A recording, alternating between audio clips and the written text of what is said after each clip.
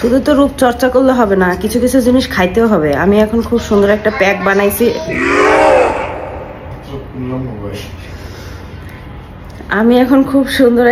বানাইছি। এখন এই প্যাকটা আমি খাবো। ঠিক আছে, ভিতর থেকে গ্লো হইতে হবে, খালি ত্বকের উপরে গ্লো হইলে তো হবে না, তাই না?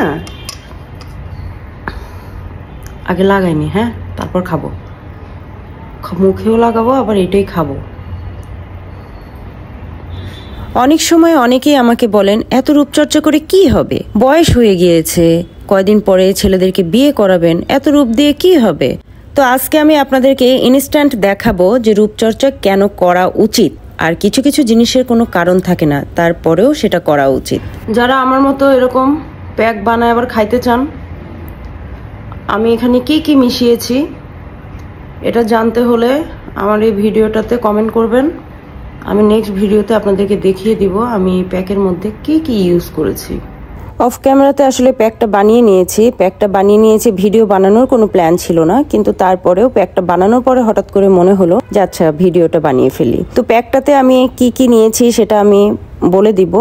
আর এখন আপনারা দেখতে পাচ্ছেন আমি খুব সূক্ষ্মভাবে আমার মুখমণ্ডলে প্যাকটা অ্যাপ্লাই করছি। আপনারা এই প্যাকটা হাতে, গলায়, পায়ে, যেখানে মনে করেন যে কালো বা ছোপ ছোপ র্যাশ এই ধরনের দাগ আছে, সেই সব জায়গাগুলোতে আপনারা ব্যবহার করতে পারেন। প্যাকটা লাগানো হয়ে গেলে এটার জন্য আমাকে কিছুক্ষণ অপেক্ষা করতে হবে, মিনিমাম 15 থেকে 20 মিনিট অপেক্ষা করতে হবে। আরও যদি বেশিক্ষণ একদম শুকানো পর্যন্ত, প্যাকটা যতক্ষণ না শুকাবে ততক্ষণ অপেক্ষা করেন তাহলে আরও ভালো। তো প্যাকটা লাগানো হয়ে গেলে আমি খাবো বলেছিলাম। এখন তো আমি প্যাক লাগাতে লাগাতে এতটাই মনোযোগী হয়ে গিয়েছিলাম যে আমি প্যাকটা আসলে ঠোঁটের উপরেও লাগিয়ে ফেলেছি। এখন খাবো কেমনে, হায় হায়। আচ্ছা যাই হোক, এই ভিডিওতে আর খাওয়া হলো না, নেক্সট কোনো ভিডিওতে খাবো ইনশাল্লাহ। প্যাক লাগানো কমপ্লিট। এখন আমি 15 থেকে 20 মিনিট অপেক্ষা করব। এই সুযোগে আপনাদেরকে আমি বলে দেই যে আমি প্যাকটাতে কি কি উপকরণ ব্যবহার করেছি। এই প্যাক বানাতে আমি ব্যবহার করেছি সামান্য একটু লেবুর রস, সামান্য একটু আলুর রস, সামান্য একটু হলুদের গুঁড়া, সামান্য একটু কফি, সামান্য পরিমাণে অ্যালোভেরা পাউডার, পরিমাণ মতো গোলাপ ফুলের পাপড়ির গুঁড়া এবং পরিমাণ মতো গোলাপ জল। ব্যাস, হয়ে গেল আমার প্যাক রেডি। আমি এখন অপেক্ষায় আছি। 15 মিনিট অলরেডি হয়েছে, আর 5 মিনিট অপেক্ষা করব, এরপরে সুন্দরভাবে মুখটা ধুয়ে ফেলবো। ফেস এখন ওয়াশের জন্য উপযুক্ত হয়ে গিয়েছে, আমি অলরেডি চলে এসেছি। প্রথমে আমি হাতে সামান্য পানি নিয়ে প্যাকগুলো সরিয়ে নিচ্ছি।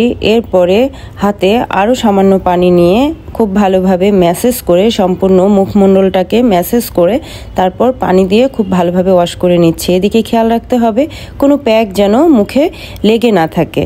এরপর সুন্দর করে বেসিনটাকে ওয়াশ করে ফেললাম। তারপর এক নজর নিজেকে দেখে নিলাম। তারপর চলে আসলাম আমার ড্রেসিং টেবিলের সামনে। কাজ এখনো শেষ হয়নি। এখন আমি সামান্য একটু সিরাম নিয়ে নিলাম হাতে। সেই সিরামটা খুব আলতোভাবে, খুব সুন্দরভাবে ম্যাসেজ করে করে সম্পূর্ণ ফেসে বসিয়ে নিলাম।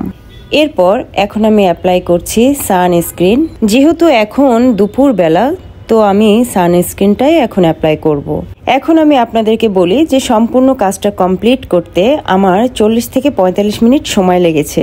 যখন আমরা বিষণ্ণতায় ভুগি, কোনো কাজ থাকে না এবং কোনো কাজ করতে ভালোও লাগে না, আমার মনে হয় ওই সময়টাতে নিজেকে একটু সময় দেওয়ার খুবই দরকার।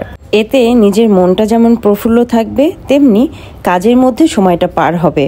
নিজের মন চাঙ্গা করার জন্য, শরীর চাঙ্গা করার জন্য আমার মনে হয় এর বিকল্প কোনো ওয়ে নাই।